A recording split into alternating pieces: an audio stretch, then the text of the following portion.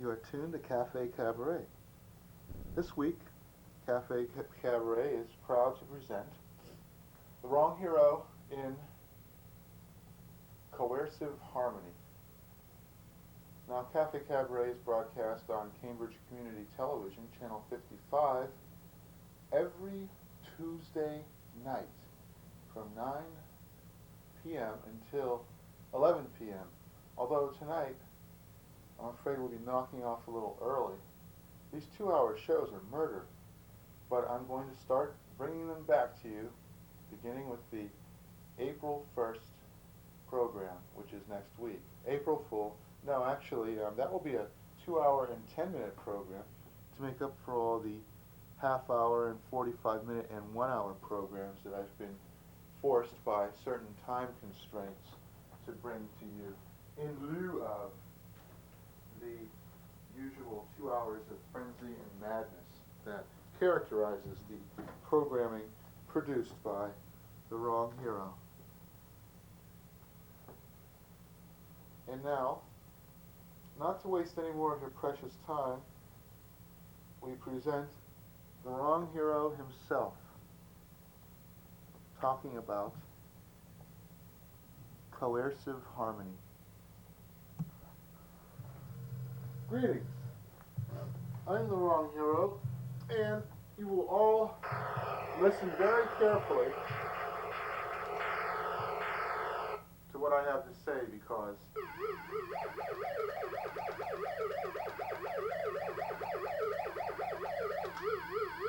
although I am not trying to hypnotize you into doing my evil bidding,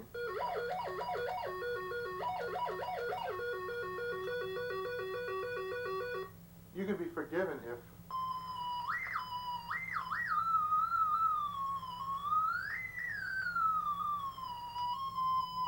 that is the impression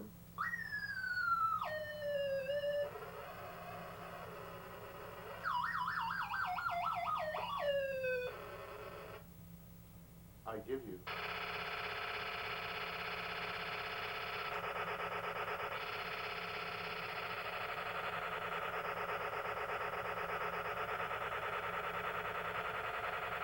And so, we will ramp up this performance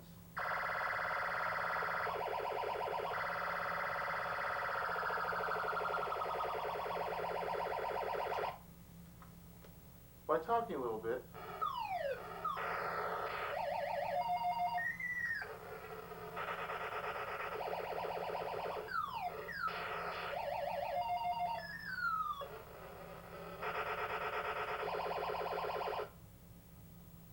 about coercive harmony. Well, it's a phrase that I saw in The Nation, cited either by Christopher Hitchens or, more likely, Alexander Cockburn, and it pertains to the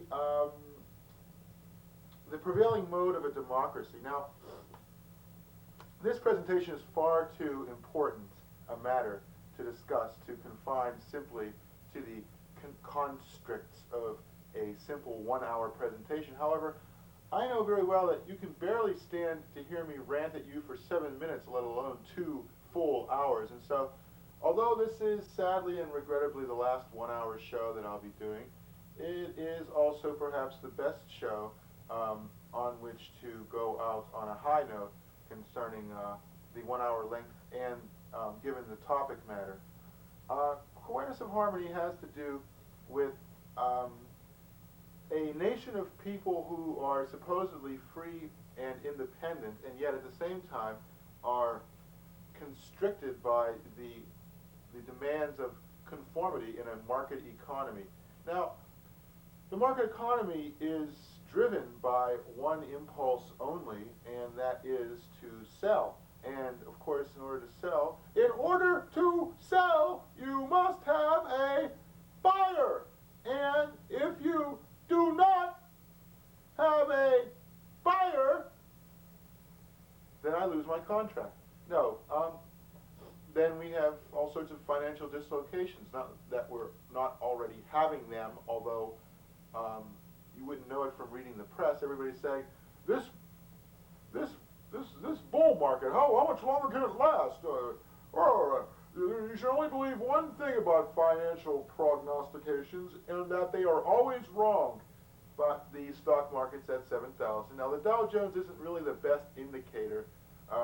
If you tried to bet on the stock market, and that's basically what it is, according to the Dow Jones averages, you'd probably not make an awful lot of money. But if you use the Standard & Poor Index, on the other hand, then you could probably count on being able to make anywhere up to 30% a year on your investments, depending, on which stocks you picked and which bonds that you chose to invest in.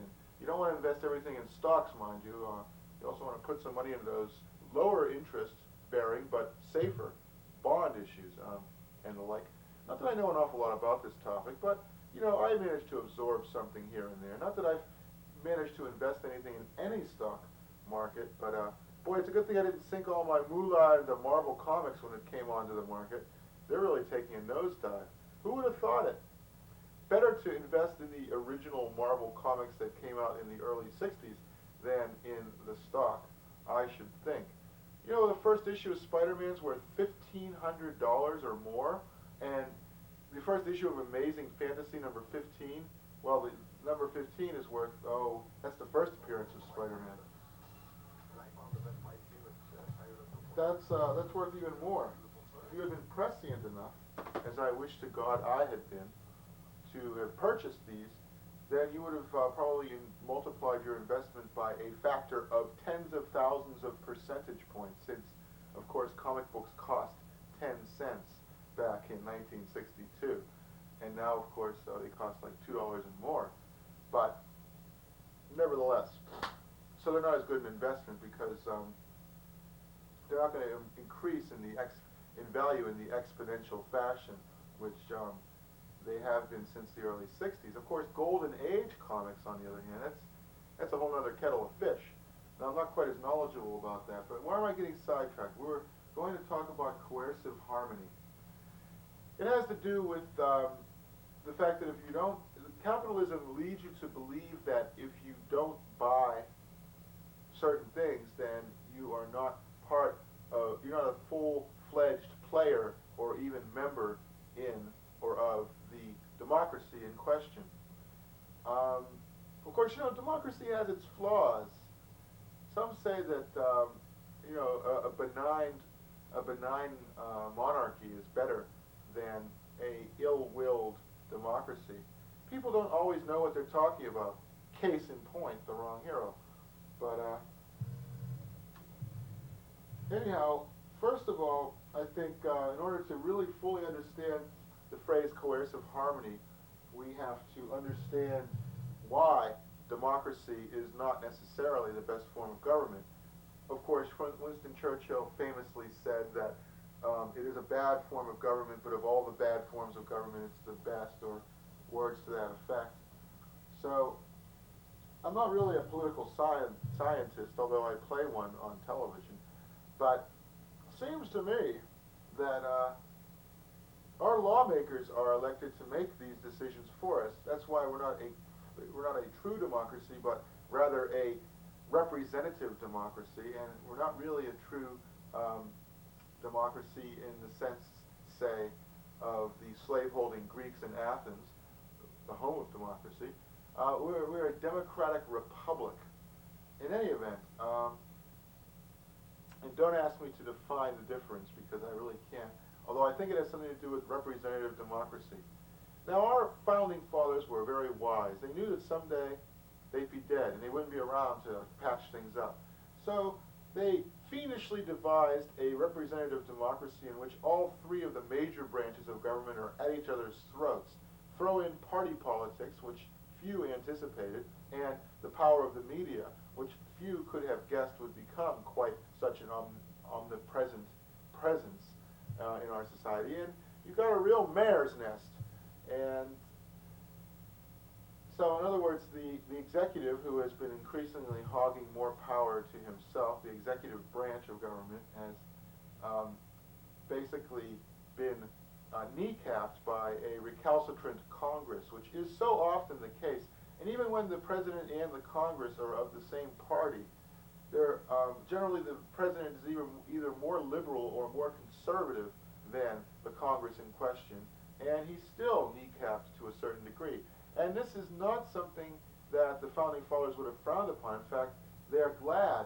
They knew all too well the absolute power of a king and the havoc it can wreak among his subjects. And so they transformed the king's subjects into a president's constituents. The president is ultimately accountable first to the electorate every 4 years and second to the Congress. Of course, the judiciary puts a brake on the president and the Congress, but the Supreme Court is appointed by the president, not by the Congress, of course. And the Congress's function is to pass laws. The Supreme Court can say the laws are unconstitutional, and the president can refuse to put his imprimatur upon the laws. He can veto bills, or he can pocket veto bills by refusing to sign them for 10 days, at which point the Congress is obliged to override this veto with a 2/3 majority, which is also called an absolute majority. Now, the whole point of this is to discuss our democracy in particular and how it leads to a coercive harmony among its subjects. Now, I'm not quite sure I've been able to make this connection between how did things get so terribly out of hand? Why is it that the needs and the wants and the desires of the electorate have been so ignored over the past 200 years? Well, the simple and straight answer is, well, they haven't. The electorate pretty much gets what it wants. Now, the majority has the right to get what it wants, but not at the complete expense of a minority, which is why we have compromise, in which no party gets everything that it wants, which prevents a lot of petty feuding and bickering. Take the marijuana laws, for example. I would estimate that a good 40% of the electorate would like to see marijuana decriminalized, if not completely legalized. However, the atmosphere of coercive harmony among the simple majority of the electorate who does not wish to see this take place is enough to stifle dissent and debate on this topic, although increasingly less so as the very demographic group, the baby boomers, who want to see this take place are growing in number and, I might say, in influence. Now, just a little while ago, just last year, the first baby boomers turned 50. Now, by the time you're 50, you've got some say in how things are done. And, of course, those were just the oldest boomers. The real demographic hump came in 1956, 1957. That's when the most people were born. And so when they turn 50, in about 9 years, then they will have a great deal of influence. And by then, the flood tide of decriminalization will have reached its peak. And it will slowly begin to taper off, I imagine. And perhaps in another 20 years after that, marijuana may very well be recriminalized. Although, once a reform has been passed, it's very difficult to make it so that the reform never existed. Once people get what they want, it's very hard to take it away from them, which is why our Congress has to be very careful about the types of laws it passes in this regard. Once people get certain entitlements, like, say, the home mortgage deduction on their income taxes, or Medicare, Medicaid, once they get them, it's very difficult to take them away. They will fight you tooth and nail. And that's the beauty of our democracy. Senators, the upper house was not originally elected by direct proportion by the population of the states. Originally, senators were elected by state legislators, and it was only in the 19aughts and teens that the reform of direct election of senators took place. So we truly are now a representative democracy. 2 of the 3 branches of government are directly or indirectly elected by the voters. That is, those who are registered to vote, which has reached one of its lowest points. Less than 50% of the electorate is, in fact, registered.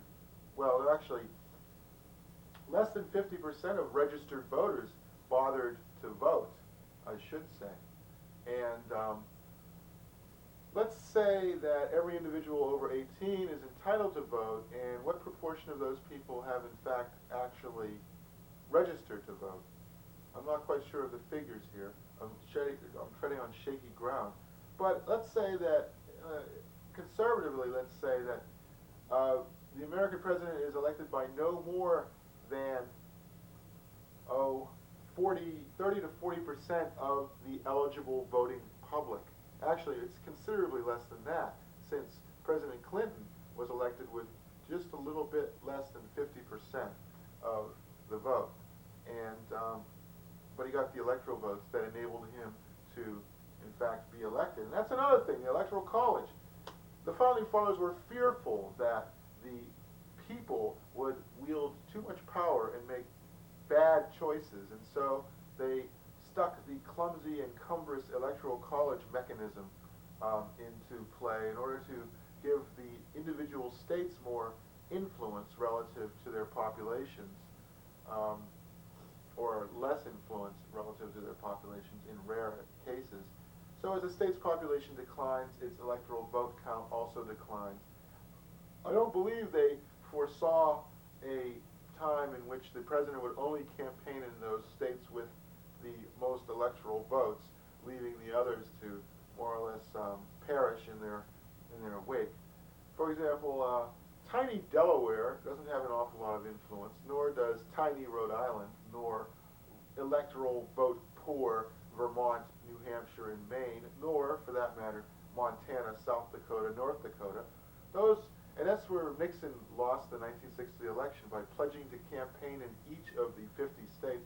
Just the sort of thing that an anal compulsive person would pledge to do, and then live up to the pledge for fear that someone might call him on it, even though he was ill and haggard and went into the debates with John F. Kennedy on television looking like someone's evil uncle instead of the avuncular, genial Eisenhower that the voters had become accustomed to. So, of course, the charismatic Kennedy more or less managed to steal a march on Nixon. So, now what if Nixon had been elected president in 1960? Well, theoretically, he would have served an 8-year term. People were much less hinky about issues of corruption in the early 60s. There was a certain majesty to the executive branch that is now no longer much in evidence. And he probably would have served his full 8-year term. He may have enacted certain reforms that he attempted to enact and succeeded in enacting in the 70s. Nixon was actually kind of a liberal president when it came to social issues. And since both he and Kennedy were conservatives in foreign affairs, I don't think having elected Nixon would have made an awful lot of difference. And presumably Henry Cabot Lodge, or one of Nixon's appointed successors, would have become president in 1968 after a successful 2-term, 8-year presidency. And we wouldn't perhaps have had quite so much strife and disunity.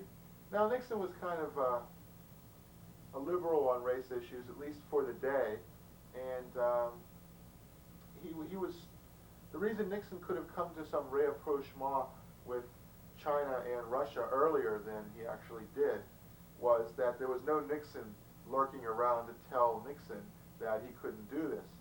So in a sense, electing Kennedy, or allowing Kennedy to steal the election, as many have accused him of doing, was probably one of the worst mistakes the American public has ever made. And yet, a lot of people just plain didn't like Nixon, and I can understand why. I just plain didn't like him either, for that matter. But, you know, you can't talk about personalities when you come to something as important as the presidency. And there's where coercive harmony comes in. Because if the populace just doesn't like you very much, then no matter how good an executive you are, you're going to lose to the guy with the flashy duds and the fancy car and the foxy horse clinging to both shoulders. Like, look at Bush. I mean, he was okay. He was competent. He was a little slow, perhaps, in taking advantage of the fall of the Berlin Wall and Russia and all that stuff, but he didn't create any supreme blunders in office. He was competent. Of course, you know, he did sort of wage the drug war in absence of having any other interesting things to do about the economy. I think the drug war is a gigantic drain on our economy. Still is. I think it's ridiculous and ludicrous that government should be able to tell people what drugs they can put in their body or not. And the DARE program doesn't work. And now I'm going to get in a lot of trouble. But anyhow, but Bush just wasn't very charismatic. In fact, I was amazed. If he had been running against virtually anybody but Dukakis or, I'm sorry to say, Jesse Jackson in 1988, I think even Al Gore could have blown George Bush out of the water. But no, it was Michael Dukakis, and Dukakis had, I think, even less charisma, nor did he have the advantage of incumbency. Plus, he came from Massachusetts, which wasn't necessarily a plus. And that was the thing that sort of doomed Tsongas in the 1992 primaries. Yet another Massachusetts Greek guy with very little charisma who wants us to take our bad medicine. No thanks. We'll go with the sleazy cracker from Arkansas, the Arkansas fellow traveler, the neo-nice guy, Bill Clinton. And indeed they did. And, you know, everybody thought that Bill Clinton was toast a year before the election, but of course all that fundraising and such a big scandal now managed to put Bill Clinton over the top, which was fortunate for him. In any event, coercive harmony has a good deal to do with the fact that in a democracy, under the capitalist system, you basically have to create a social construct to keep people in line in ways that you don't really have to in a autocracy or an autarky or a kleptocracy, or call it what you will. A benign monarch doesn't necessarily have to wave a stick and carrot at his electorate in order to get reelected. Basically, he has to appease the parliament more than he has to appeal to the electorate. But there are very few large industrialized countries which are ruled by a monarch. I think monarchy has gone the way of the dinosaurs. I was going to say it's gone the way of serfdom, but I don't know. We're becoming more and more like the Middle Ages. We have the iron law of wages that came in with industrialism, which is still in effect to a certain degree for a large part of the electorate, except instead of making hand-tooled machines, now they're working at a McDonald's or a Burger King and making hand-tooled burgers according to a very precise formula. That's about the last vestige of the assembly line and such that we have in this country, since so many of the factories have closed down, is in fact fast food places. So in the absence of, we have walled cities. They're making a big comeback now. The rich are living behind gated communities, and everybody else has to more or less hoe their own row. So what I'm trying to get at here, perhaps not too clearly or concisely, or at least not clearly and concisely enough to suit you, is the notion of coercive harmony. Now, you would think of that as an oxymoron if you knew what the word oxymoron meant. Well, an oxymoron is like two opposing qualities lashed together, like, oh, I don't know, apathetically engaged or something like that. Industriously lazy. Well, coercive harmony means that when people live together as a nation, they have the nation state itself to identify with as a unifying force. But that nation state is very fragile and hangs together by the most slender of threads.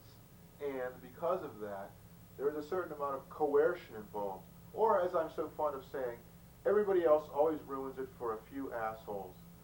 That is, in fact, coercive harmony in a nutshell. And that's basically what I'm getting at as I stutter and stumble with my bullshit rap here? Well, and that's the problem in this country right now, that there's nothing really to protest. And of course that never stops the left from coming up with things to protest about anyway. And that never stops the right from complaining about things that they wish would go back to the 1950s or earlier. Now, you know,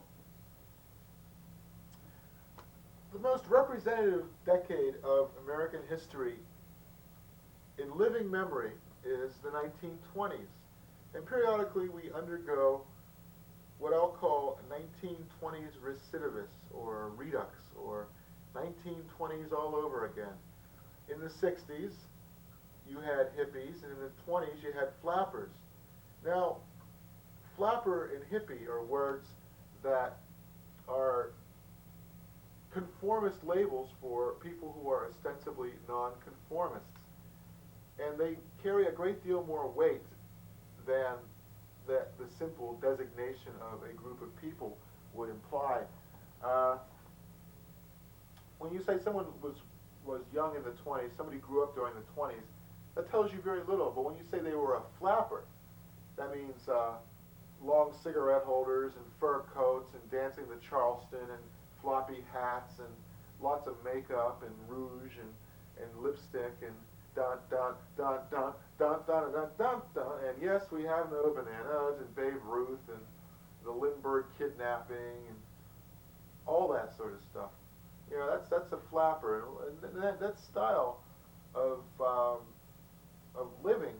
I mean, the flappers didn't just die out with the stock market crash in 1929. I mean, it sort of resounded throughout the 30s as well. But then flapperdom sort of vanished with the war to be replaced post-war with the suitcase look, I like to call it. Sort of jowly people, women who worked in factories, lots of heavy makeup, heavy coats, floppy kind of hats, but not really floppy, you know, fancy. And I don't know, 1946 was a lot less modern than even 1956. There was a whole new style to the 50s. Now, it took the beatniks some 20 years or so to thoroughly permeate the American culture to the degree that something had to react against them, namely the hippies. And it took the hippies a good 10, 15 years to trickle down to even the point where places like Fargo or Des Moines or what have you, Amarillo, Texas, I mean, they were hippies, you know, or at least they were dopers or what do they call them, stoners.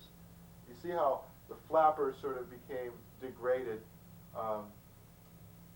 into the post-World War II style, which was like a bare remnant of the carefree 20s, and the beatniks got kind of watered down a bit into the nature lovers, the hippies, and eventually only the drug aspect of the hippies remained, and then we had the stoners, and in 1976, sixth graders were smoking pot, and parents in Texas were getting very upset, and they were becoming crusaders against marijuana.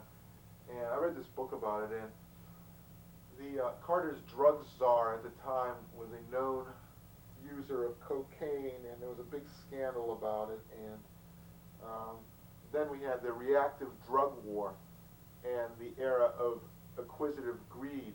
You see how the peace-love-dove hippies with their drugs eventually became the selfish, cynical, manipulative cocaine and other drug users of the 70s, the me generation. And the me generation transmogrified. They shucked the drugs, and they just took on the acquisitive aspects and sort of took those to a illogical extreme. And then there was a subset of, like, you know, healthy living. Like you got to work out, you got to feel the burn to be at your best. It wasn't physical health for the sake of a sound mind and a sound body. It was physical health for the sake of being able to pull 18 to 20-hour days and make as much money as you possibly can before everything goes bust in 1987. So now we've got something of that health freak type of thing going, but we also have the sort of reverberation of the hippie era, and before that of the beatnik era. See, I mean, you can trace this line of nonconformism from the flappers to the post-war era, in which people were like eating a lot of meat for the first time in about 15 years and getting fat and becoming somewhat more hedonistic, to the hedonistic 50s, and the flapper impulse is replaced by the beatnik impulse, and the somewhat more hedonistic 60s, but hedonistic in a different way, like in a flip-flop. So you have this drug hedonism, which you could trace directly back to the flappers and the beatniks, and then in the 70s we get the drugs without the peace, love, and dove stuff, and then in the 80s, and you get drugs and selfishness, and then in the 80s it's selfishness and health, and in the 90s it's health and drugs. So the flappers are kind of, they had their bathtub gin, and now we still have our marijuana. I mean, the more things change, the more they stay the same. Yuck, yuck, yuck.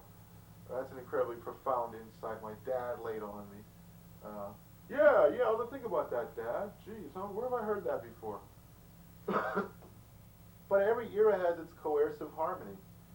It's like, and it's not always a conformism, it's a sort of conformist anti-conformism.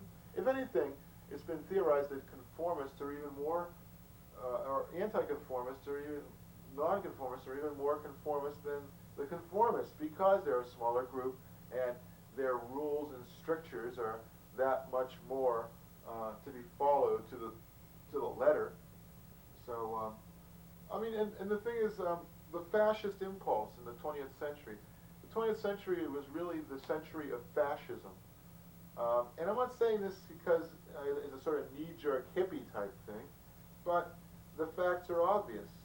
Mussolini in the 20s, and Hitler in the 30s and 40s, and the Cold War sort of created this atmosphere of the stifling of dissent, and then the Vietnam War, it kept it going.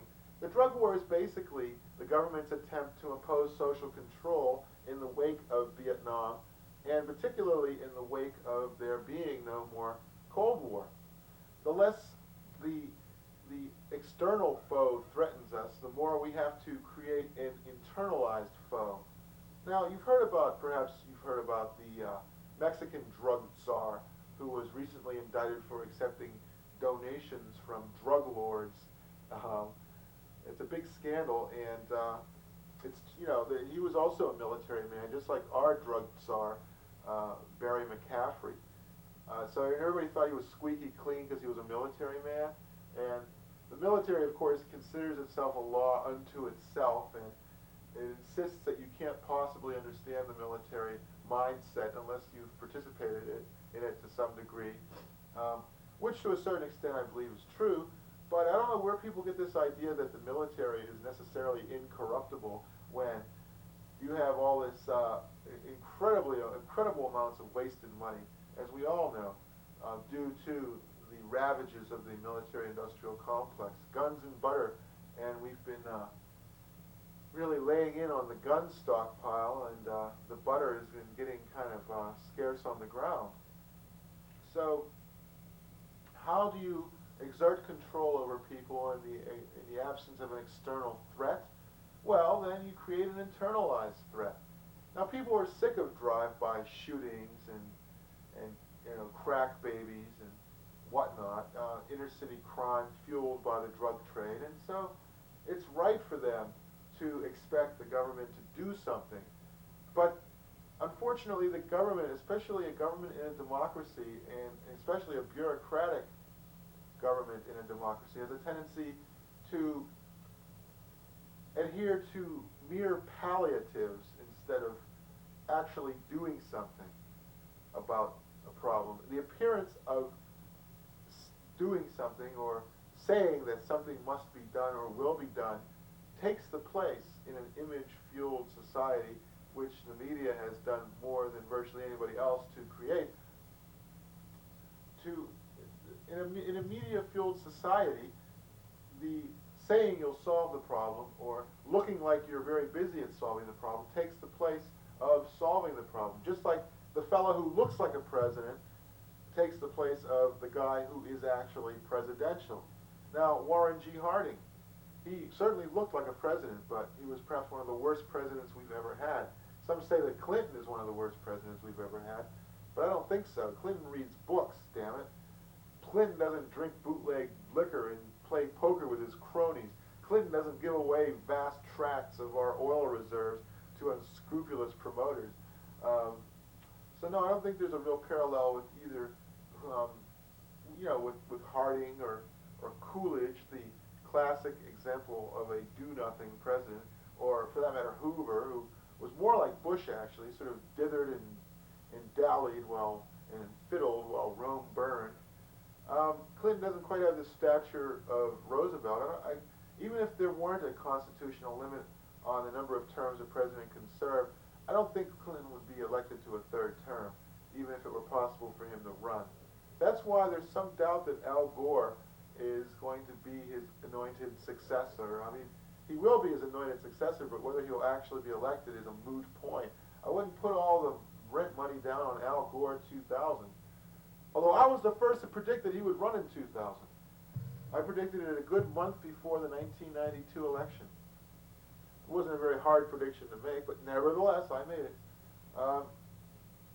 So you have the president who looks like a president but isn't really a president.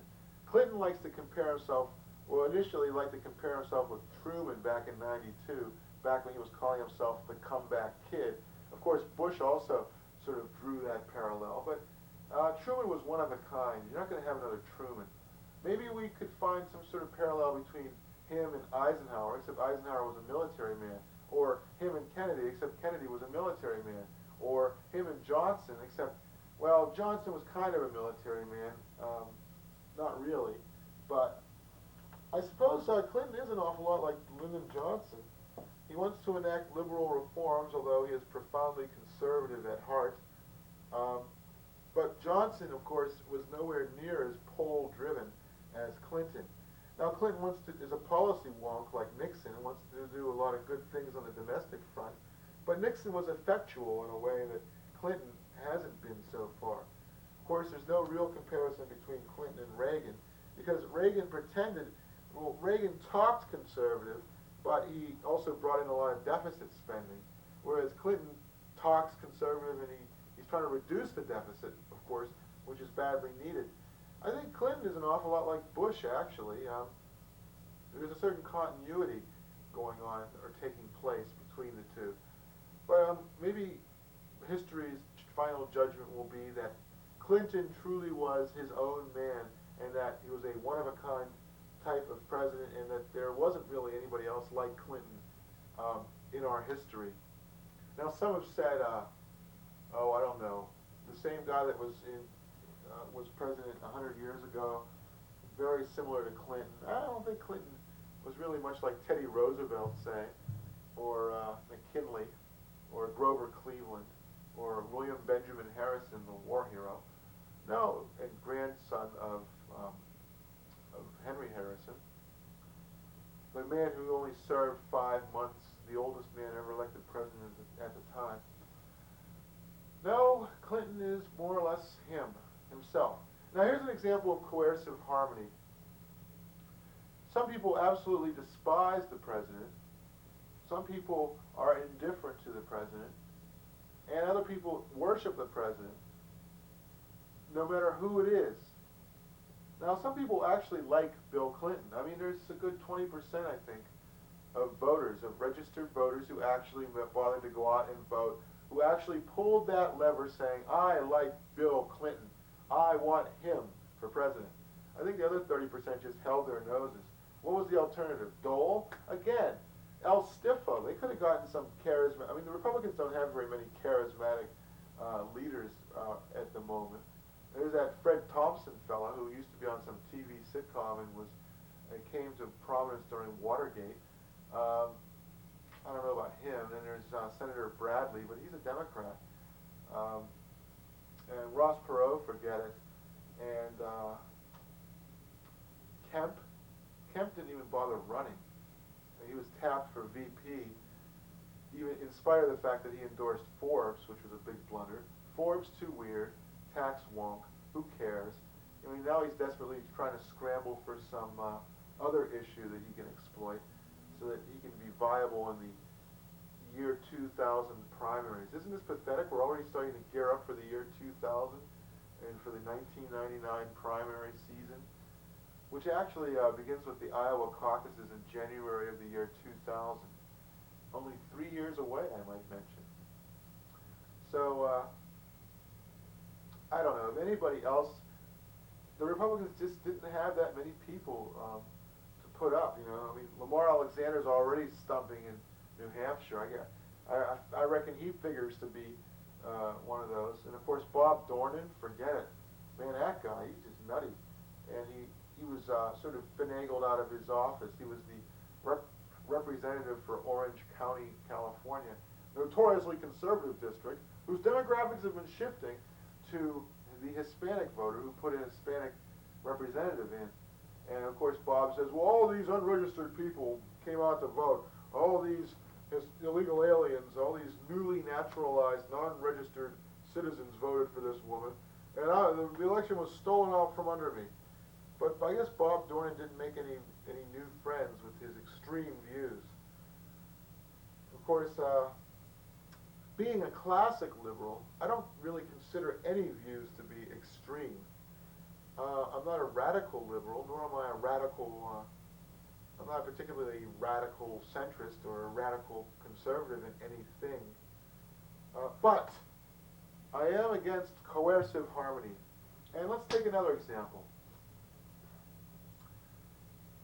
It's a Wonderful Life and the Super Bowl are sort of like our version of Ober Ammergau, the Passion Play. One in the realm of sports, the other in the realm of entertainment. And let's talk about the Super Bowl, which is less about the pageantry of sports nowadays and more about the pageantry of new ad campaigns. Like that absolute, and I was watching the Super Bowl, and this is something that you liberals and you academic types and you wheatgrass chomping, sandal wearing, tree hugging environmentalists would do well to sit down with a bunch of people and watch the Super Bowl so you can get a connection with the people that you're attempting to indoctrinate into your way of life and get a notion of just what people are really thinking. Normal people, everyday people, not beery, drunken people in their 20s. Hang out with older people. Hang out with people in their 40s. They're foxy. They're sly. They can give you a lot of good advice. Got to get a credit card? Well, it's simple.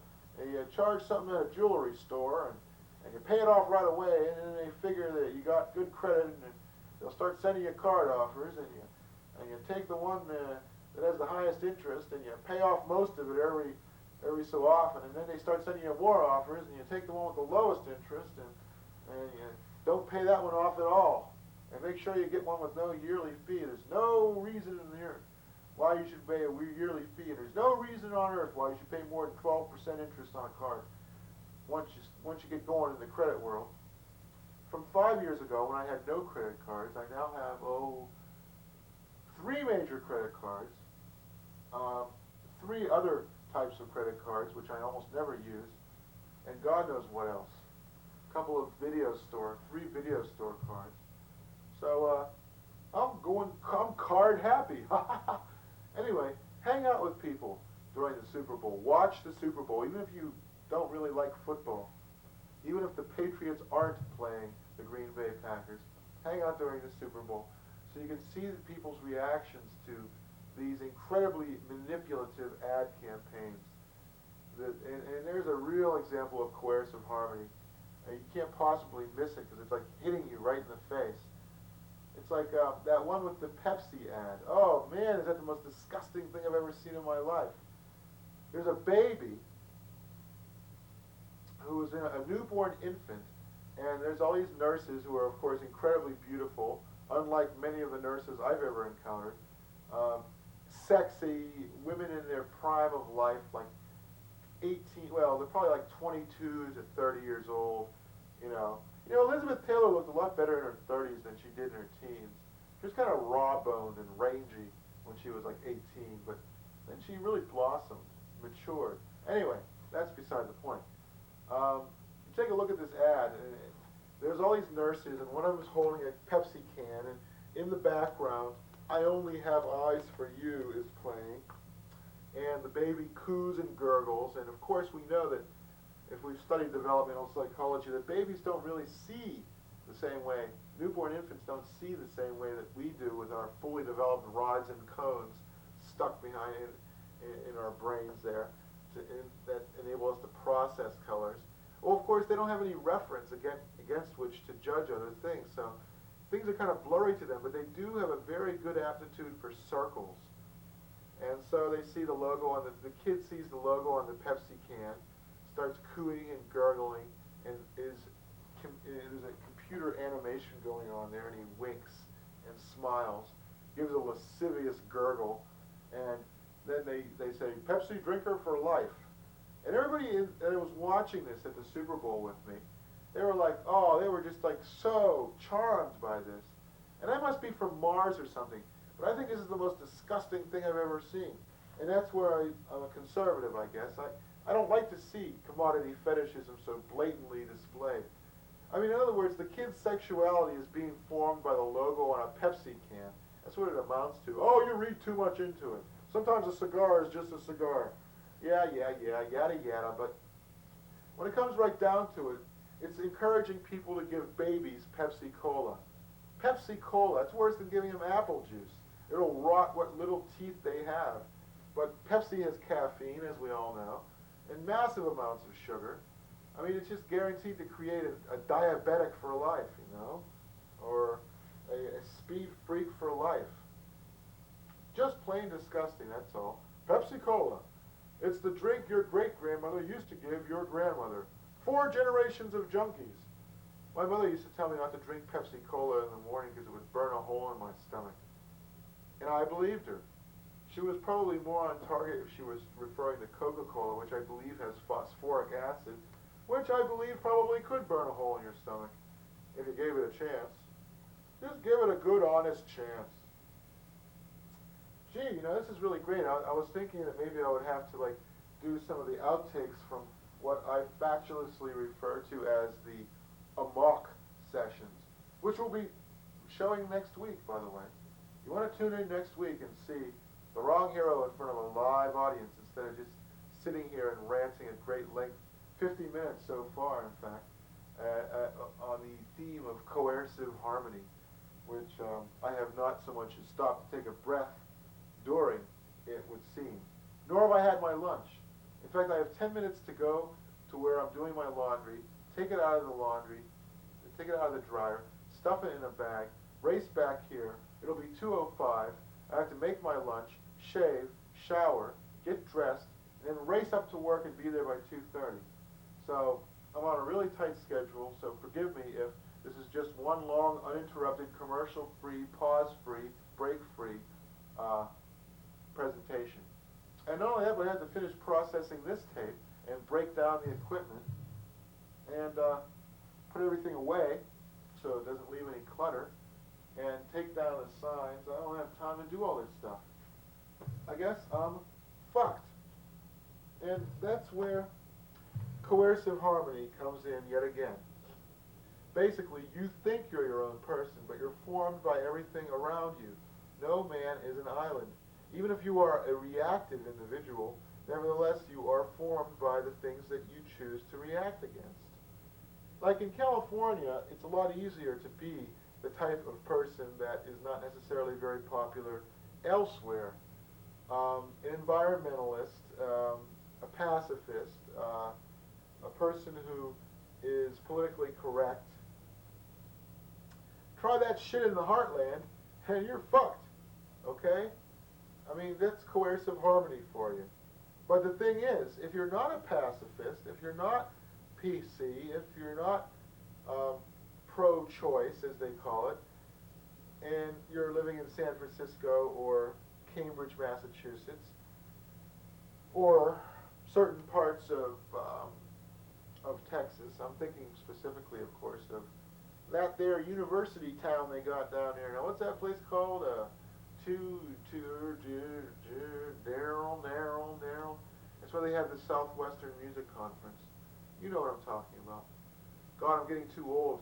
I just can't come up with the snappy, instant references. Can you imagine how much is crammed into my brain?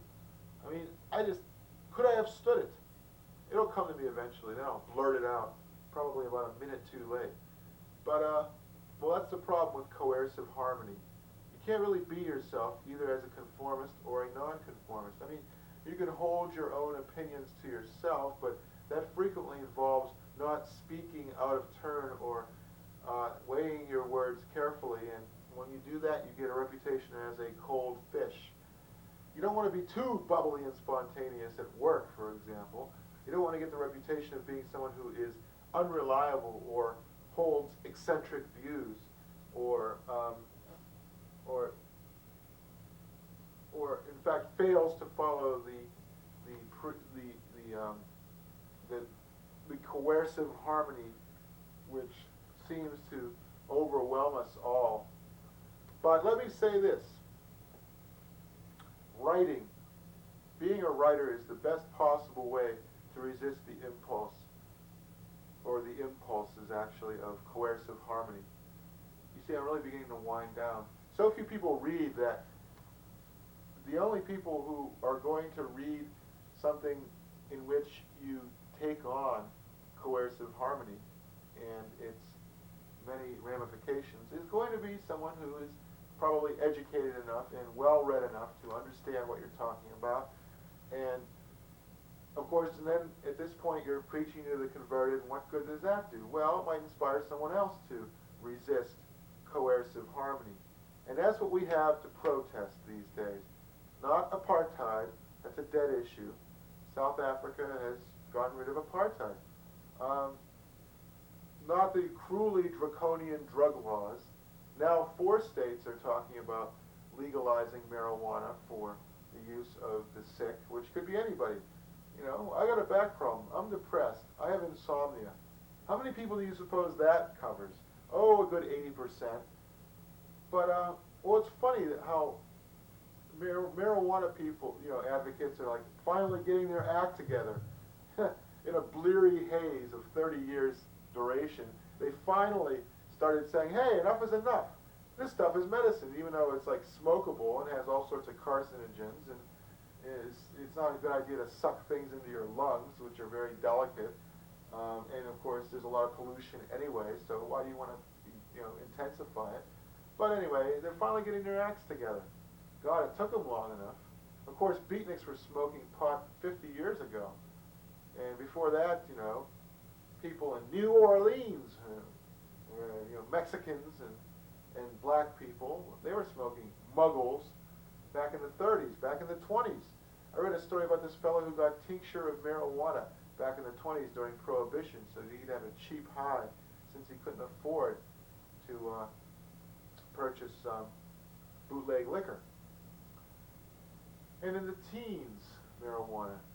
It didn't really start coming in until the late teens and early 20s. Prior to that, it was around, but...